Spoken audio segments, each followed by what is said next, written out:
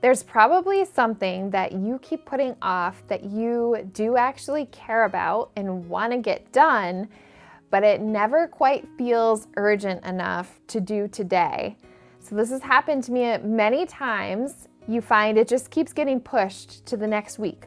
Instead of waiting for the time to suddenly come when you can finally get this thing done, I'm going to share one very simple rule with you today that you can create to get it done this week. Maybe even by the end of the day today, depending on what time you're actually watching this. So most of us wait until we feel like it or we suddenly have more time to start something that's not driven by a deadline or other people aren't waiting on us for.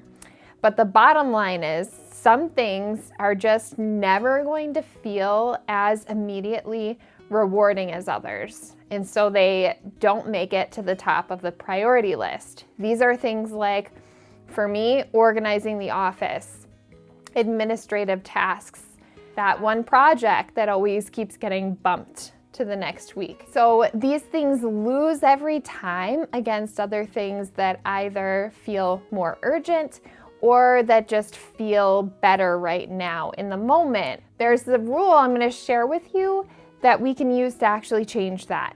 So the rule is, I won't blank until I blank. So in that first blank, you're gonna put something that you enjoy, something that's really highly reinforcing. So for me, that was listening to a specific podcast. In the second blank, you're gonna say something you keep avoiding. So for me, this was organizing the office. So my rule was, I won't listen to this particular podcast until I am actively organizing my office space. And so I'm going to go through that example with you, but I just want to explain a little bit more about why this works. So most of us don't really place constraints around the things that we enjoy anymore. We pick up and scroll on our phone whenever we want to. We tune into the latest Netflix episode when it drops, the latest podcast episode. We grab a treat and eat it whenever it sounds appetizing. So you get the gist. We just basically have stuff on demand and there's not really a lot of constraint built around it anymore.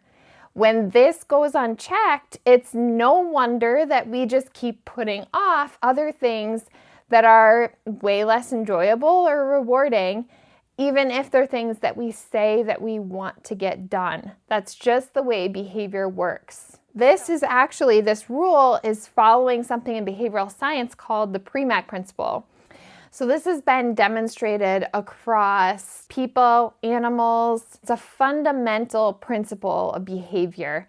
It's not just some little hack or trick that works for certain people or situations. And now I'm going to break down 2 different examples of where I've used it very effectively.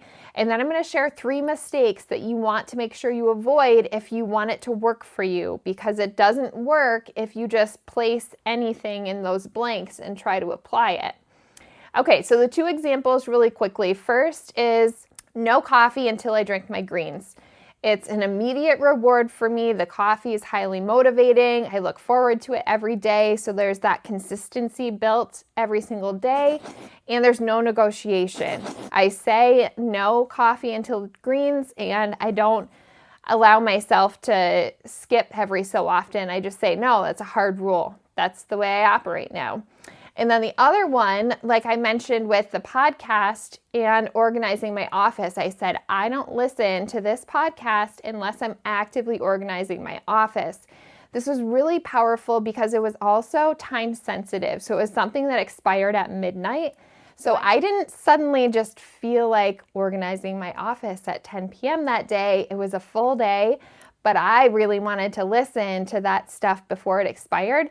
So I got my butt up here and I cleaned it so that I could listen to that. And so that's just 2 examples of where it's worked very effectively in my life. You could think about things like no Netflix until I finish whatever, no scrolling until I complete this project, only listen to audiobooks while I'm actively walking or exercising. Those are just some examples, but you really have to make sure you avoid these 3 mistakes. The first one being you can't put a weak reward or reinforcer in there and expect it to work.